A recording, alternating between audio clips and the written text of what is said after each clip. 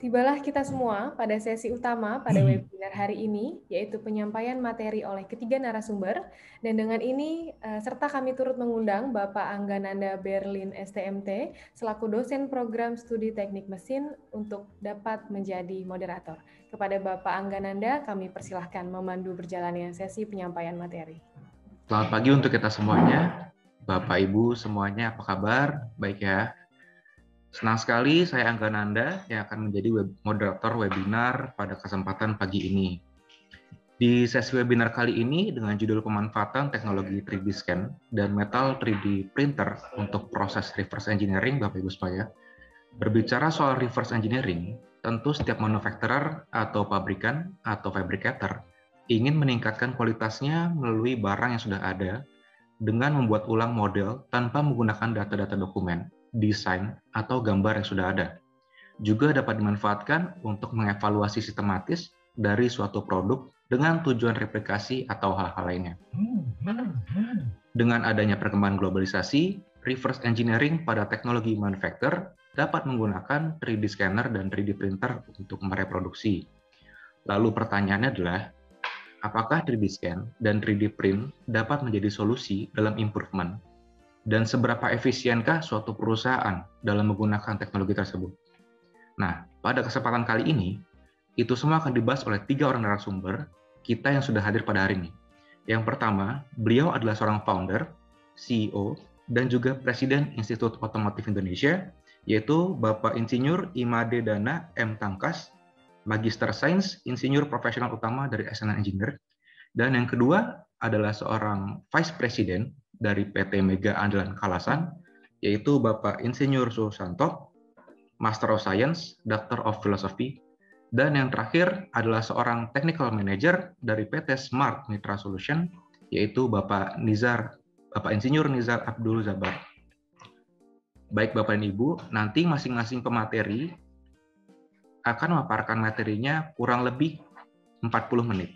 Kemudian, di sesi berikutnya akan ada diskusi tanya-jawab dengan moderator, dan terakhir akan ada sesi tanya-jawab dengan para audiens.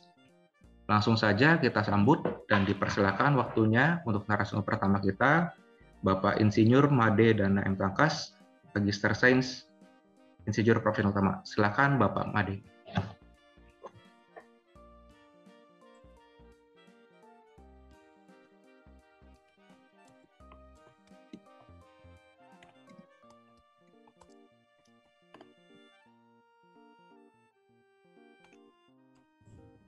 Terima kasih Mas Moderator, Mas Angga.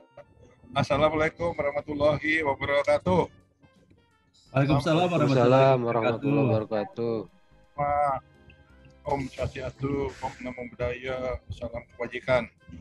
Ya, yang terhormat Pak Profesor Suharyadi, sudah kita kenal, dan juga beliau sebagai Rektor Undira. Ya, terima kasih Pak atas kesempatan juga sambutannya yang luar biasa tadi dalam perkembangan teknologi yang terbaru ini, dan juga tentunya Pak Hasanuddin, Wakil Rektor Undira yang kami hormati juga hadir. Ya Pak Made.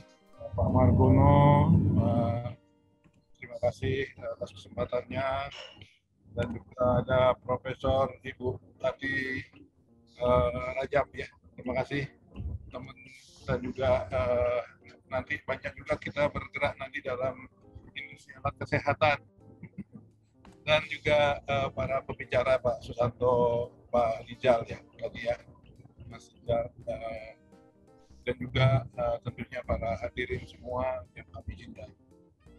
Puji syukur kita panjatkan kehadiran Tuhan Yang Maha Kuasa. Alhamdulillah pada pagi ini kita bisa bertemu membahas sesuatu yang sangat penting dan juga sesuatu yang memberikan nanti efek bagi perubahan industri bangsa Indonesia, ya.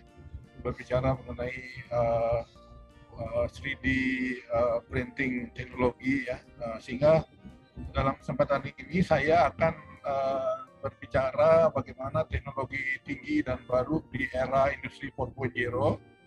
Ya, dan ini memang sangat relevan sekali dengan cita-cita kita membangun industri negara industri ya, Indonesia sebagai negara industri 2030, dan itu harus dibangun dari sistem industri manufaktur. Oh, maaf tadi Pak Komarudin nih yang mengundang saya. Terima kasih tadi lupa. Pak. Iya, Pak. Prodi, Kepala Prodi yang tentunya sangat penting juga nih. Nanti perannya bagaimana mengajak adik-adik, mahasiswa dan teman-teman semua bisa terus bergerak. Jadi sesuai yang diminta ke saya, bagaimana pemanfaatan teknologi 3D scan dan metal 3D printing untuk proses reverse engineering ini. Nanti saya akan bicara menggunakan 2 poin ya, dua hal. Tetap kembali kepada industri kondisi bisnis dan industri kita, dan juga aplikasi teknologi industri 4.0 yang tentunya 3D printing ini salah satu yang sangat diharapkan nanti bisa membuat terobosan-terobosan tadi yang disampaikan oleh Profesor Suharyadi, lebih cepat, lebih murah, ya, lebih real kepada kebutuhan yang ada di lapangan. Dan juga nanti pemanfaatan 3D printing teknologi untuk reverse engineering. Nah, ini juga sangat penting sekali dalam melakukan kegiatan sekarang. Kalau kita menunggu R&D atau inovasi mungkin perlu waktu berbulan-bulan atau bertahun-tahun ya, karena ini harus siap juga pengetesannya, evaluasi terhadap produk-produknya. Nah, dengan reverse engineering ini kita bisa segera membuat produknya, produknya ya, nanti juga segera mengetes dan juga masih dengan berbagai pihak untuk bisa membuat produk. Saya mulai dengan yang pertama. Memang dalam perkembangan industri Indonesia kita bisa dikatakan relatif masih belum semaju dengan negara-negara lain. Kalau kita lihat Jerman tahun 2012-2013 sudah menginisiat oleh Perdana Menterinya Mrs. Merkel itu, kemudian dibawa dalam berbagai meeting di Swiss gitu ya, di Geneva.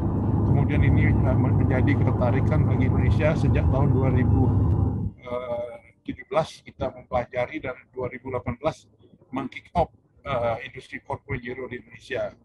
Kemudian juga teknologi 3D printing ini juga baru berkembang 1980-an, dan juga baru benar-benar teraplikasi belakangan ya, tahun 2017 atau 2015-an. Nah, sehingga dari gambaran ini kalau kita lihat memang yang jadi tantangan kita ini dalam situasi bisnis kondisi dunia seperti sekarang, dan dalam pembangunan industri yang kita harapkan bisa kita majukan gitu ya, ini menjadi tantangan kita bersama. Mungkin nanti secara lebih detail kita bisa lihat di belakang bahwa ada sebuah pertanyaan atau ada sebuah poin yang sering kita dengarkan ya, bahwa tidak ada sebuah negara yang bisa maju kalau tidak dibangun industrinya. Jadi tidak ada sebuah negara yang maju dan membawa rakyat sejahtera kalau industrinya tidak dibangun. Artinya terjadilah pertumbuhan industri pengolahan, industri manufaktur di berbagai bidang, dan juga tidak ada dan juga terjadi pemerataan dari pusat sampai ke daerah. Dan ini terjadi kalau kita lihat di China ya. Di China itu hampir setiap provinsi atau setiap kabupaten itu mempunyai industri-industrinya, sampai industrinya berkembang ke skala UKM gitu ya, di rumahan. Dan ini sangat besar sekali, dan ini menjadi tantangan kita semua. Dan juga tidak ada negara industri yang maju kalau tidak menguasai teknologi.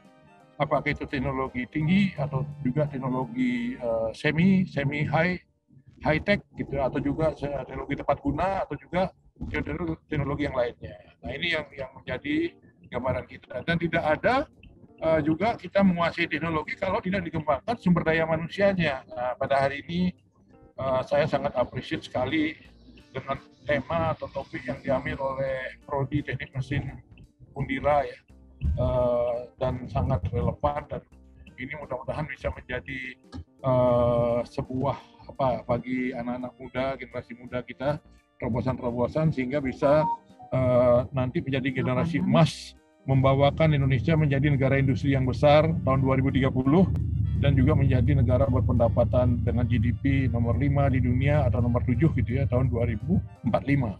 Dan juga kita bisa mengisi middle income trap dengan pengembangan industri tadi dengan pendapatan per kapita $12.500 per kapita tahun 2030, dan juga mengisi bonus demografi yang ada sampai 2035. Dan ini momentum bagus sekali. Ini saya sangat appreciate dan sangat senang sekali dengan ide ini, dengan tema ini, dan ini harus kita kuasai.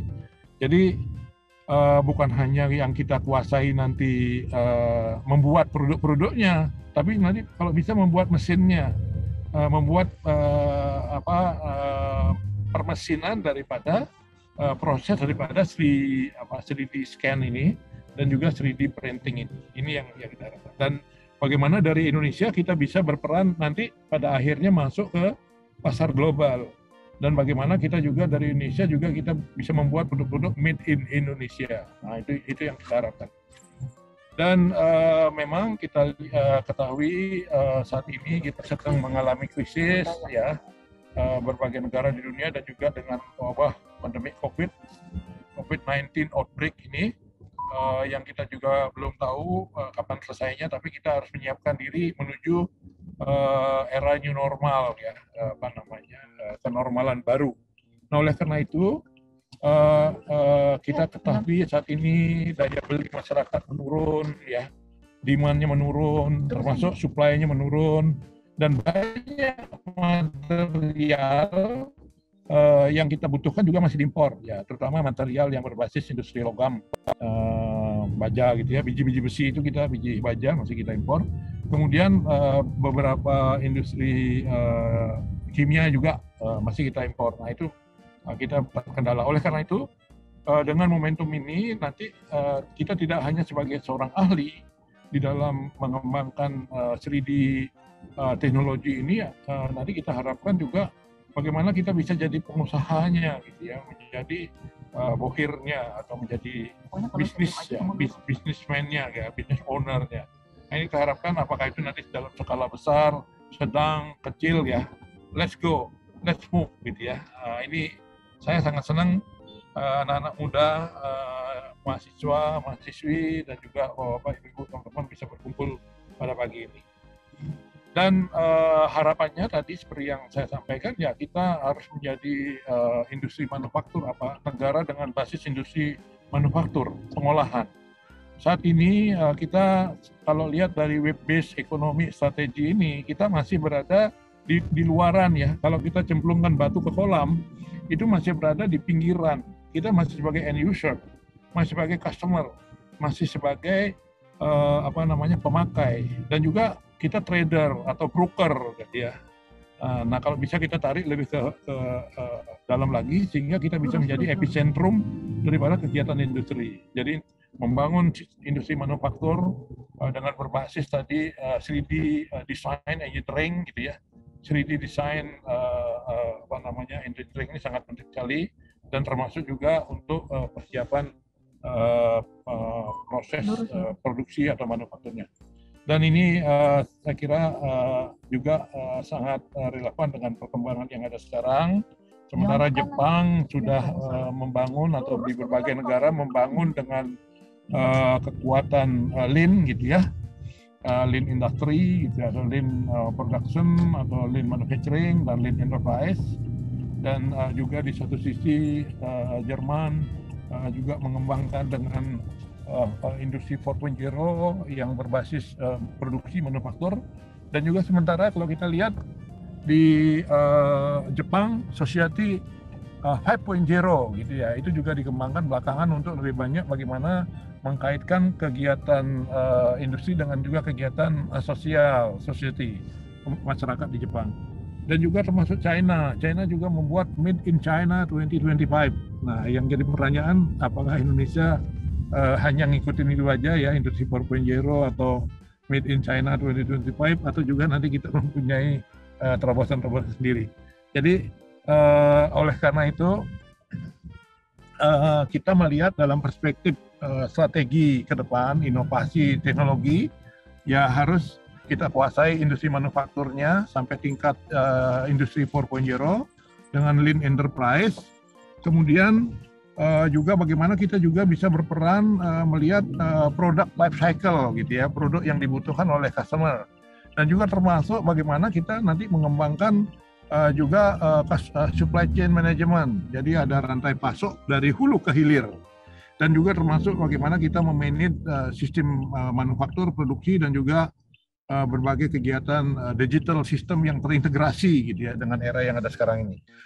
Dan dengan kondisi seperti itu juga kita bagaimana bisa nanti masuk tidak hanya menjadi pemain domestik tapi nanti menjadi pemain global. Nah, perkembangan ke depan ini sangat di-trigger oleh kemajuan penguasaan teknologi. Dan drivernya adalah nanti megatrend dan new normal gitu ya. Jadi sehingga dengan adanya new trend dan juga new normal dan megatrend ini, secara fisikal nanti kita akan dihadapkan dengan autonomous vehicle. Nah, termasuk dengan 3D printing ini yang kita akan bahas hari ini. Dan tentunya advanced robot, ya ini penting juga, termasuk adanya new material. Apakah itu komposit dan lain-lainnya gitu, ada nanoteknologi, nano material gitu ya. Termasuk nanti ada digitalnya ya, IoT, Internet of Things gitu ya, digital platform, artificial intelligence, sensor, big data, dan lain-lainnya. Dan juga termasuk secara biological nanti kita berkaitan dengan synthetic biology dan juga healthcare. Ya, ini dan kebetulan mungkin nanti Pak Santo atau Pak Ibu Tati ya, Profesor Tati Rajab juga bisa nanti bisa menambahkan atau memberi komen terkait perkembangan ini, dan juga secara detail yang real kita hadapi di dalam dunia industri dan dunia bisnis. Nah, oleh karena itu kita memang saat ini melihat kita dihentakkan oleh situasi Pak Suharyadi, Profesor Suharyadi sudah menyampaikan. Jadi pembicara hari ini dari kolonial sampai milenial hadir ya. Dan tentunya ini jadi memberi gambaran lah nanti secara industri, secara bisnis bagaimana, dan secara real nyata bagaimana praktek-praktek yang dialami. Dan kebetulan saya mungkin termasuk golongan kolonial kali ya, bukan milenial. Tapi dalam hal ini bisa kita lihat lah, kita pergerakan ke depan itu kalau kita lihat ini dalam gambar ini sama-sama sama-sama terikat. Kalau kolonial terikat oleh pekerjaan-pekerjaannya atau oleh rantainya. Kalau sekarang zaman milenial terikat oleh gadget ya, oleh handphonenya gitu ya. Jadi dan tentunya intinya adalah bagaimana kita harus memanfaatkan itu semua. Bukan kita yang dikendalikan oleh itu, tapi kita yang mengendalikan. Nah, ini yang menjadi poin kita adalah bagaimana kita mengelola teknologi, kemajuan teknologi, perkembangan teknologi, dan kita mengendalikan untuk kemakmuran atau kesejahteraan hidup bangsa Indonesia yang kita cintai. Dan kita lihat perkembangan industri 4.0 ya, dari industri 1.0 tadi ada perubahan dari mesin menjadi manusia, pekerja manusia menggunakan mesin ya, atau tenaga kuda gitu dan lain sebagainya menjadi mekanisasi, tenaga air, tenaga uap penggeraknya. Kemudian di awal abad 20 produksi massal, assembly line ya. Kemudian di tahun 1970-an, 80-an mulai dikenalkan komputer, otomatisasi, digitalisasi gitu ya, dan sampai sekarang tentunya cyber physical system. Nah, ini yang tentunya menjadi pengembangan kita. Dan kalau kita lihat secara dampak dalam kehidupan, ya itu berdampak di berbagai sektor kehidupan kita, ya, apakah itu produksi, manufaktur, energi, ya, sumber daya alam, mobilitas, informasi dan hiburan, konsumsi gitu. Dan hari ini kita bahas nanti terkait dengan sektor produksi. Dan di dalam sektor produksi tentunya kita melihat entitas kegiatan kita ada dalam satu perusahaan. Sehingga tadi bagaimana perusahaan ini bergerak dengan menggunakan kemajuan teknologi yang tinggi tadi di dalam berbagai aspek untuk bisa membangun pabriknya, plannya, ya. Dan ini harus bergabung dari hulu ke hilir, dari supplier, kemudian sampai ada smart plant dengan advanced manufacturing system dengan menggunakan tadi 3D printing dan juga additive manufacturing gitu ya. Kemudian nanoteknologi, robot, autonomous vehicle, dan sampai nanti ada big data dan cyber security, dan juga termasuk dengan klien bagaimana kita menggunakan internet of things, e-commerce dan lain sebagainya. Dan tentunya ini menjadi tantangan kita semua. Nanti kita perlu melihat secara terintegrasi dan juga nanti kita perlu melihat secara satu persatu pemanfaatan dari teknologi ini secara tajam sehingga benar-benar kita bisa gunakan untuk memajukan negeri Indonesia yang kita cintai. Dan dalam era pandemi COVID ini tentunya kita lihat perkembangan industri 4.0 dan ada developing new talent dan learning model ya sampai 2022 mungkin sampai 2025 kira-kira ya nanti kalau kita lihat di Indonesia bagaimana penguasaan teknologi desain dan programming ini sangat penting dan termasuk sistem analisis dan evaluation-nya. Jadi dalam kaitan ini kita akan dihadapkan dengan 6 key issues untuk industri 4.0 dan new normal ke depan, yaitu terkait dengan demokratisasi gitu ya, dengan menggunakan 3D printing ini jadi bisa dilakukan di mana saja oleh perusahaan apa saja gitu ya, tentunya sesuai dengan kebutuhannya tadi, sesuai dengan modal atau investasi atau produk yang dibuat berbagai jenis. Nah, hari ini kita banyak nanti bicara metal ya.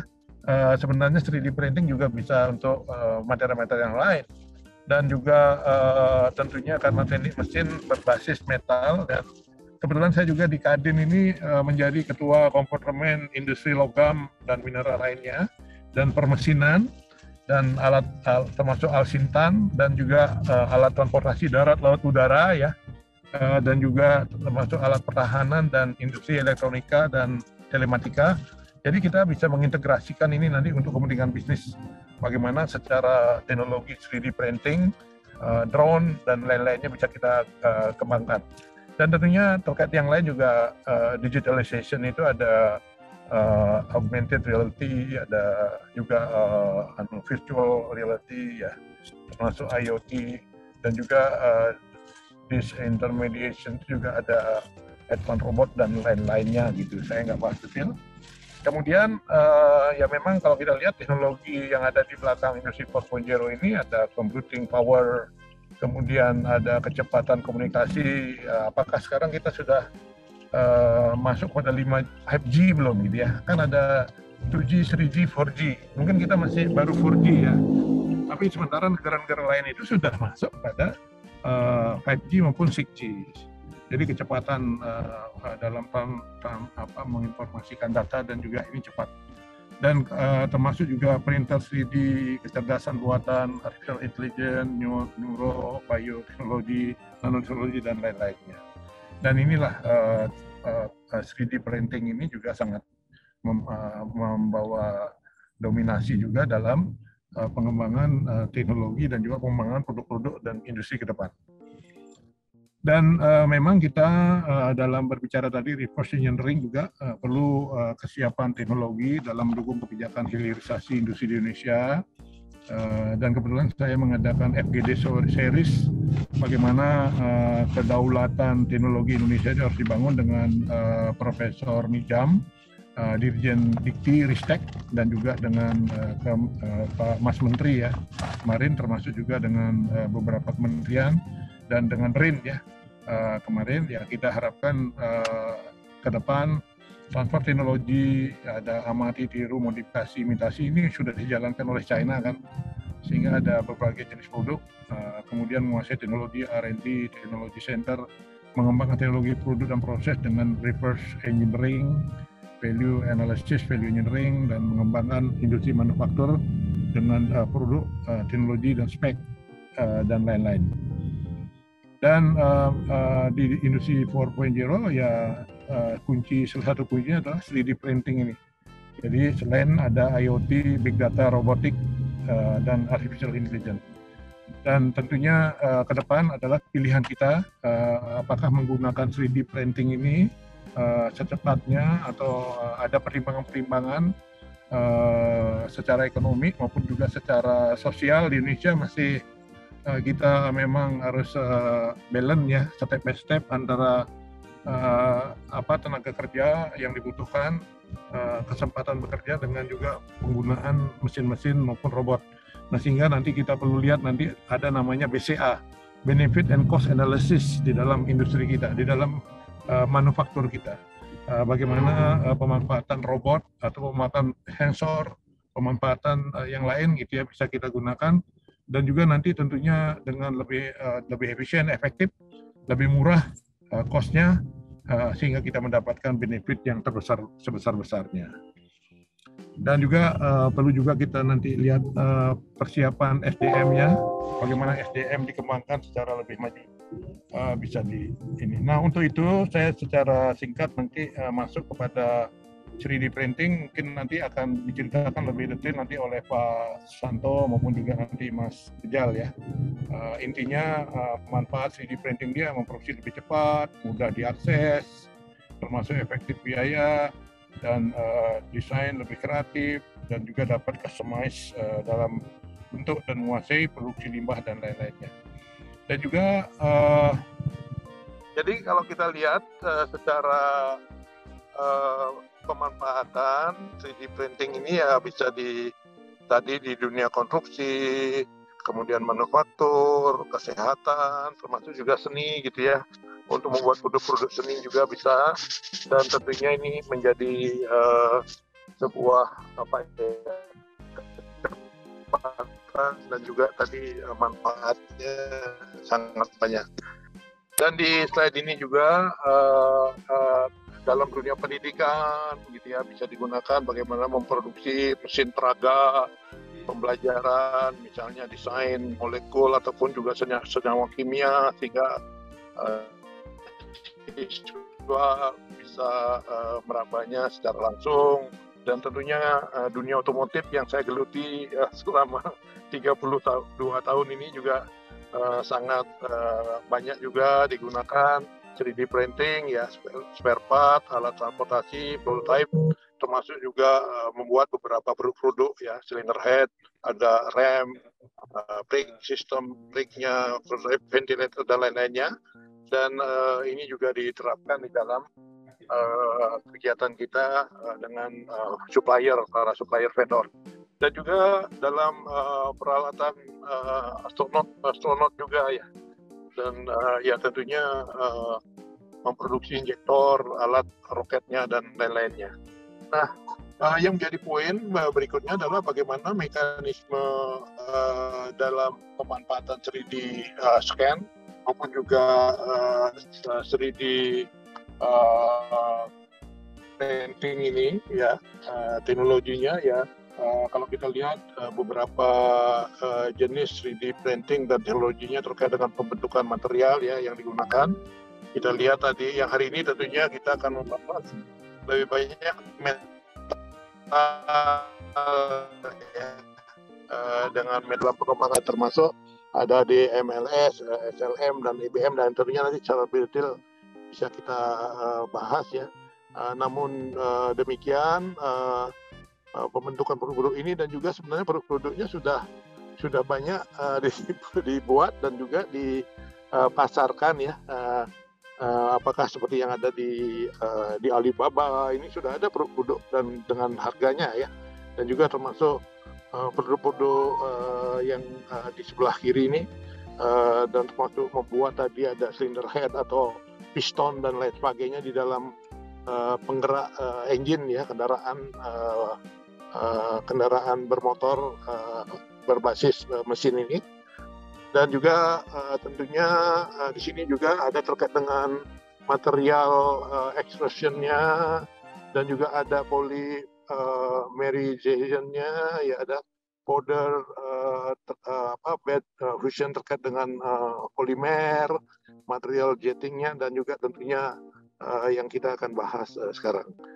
Nah, bagaimana mekanisme itu? Ya tentunya dari 3D scan ini ya menggunakan berbagai peralatan teknologi scan-nya tadi untuk membaca dari bentuk barang maupun juga yang 3 dimensi maupun juga drawing gitu ya.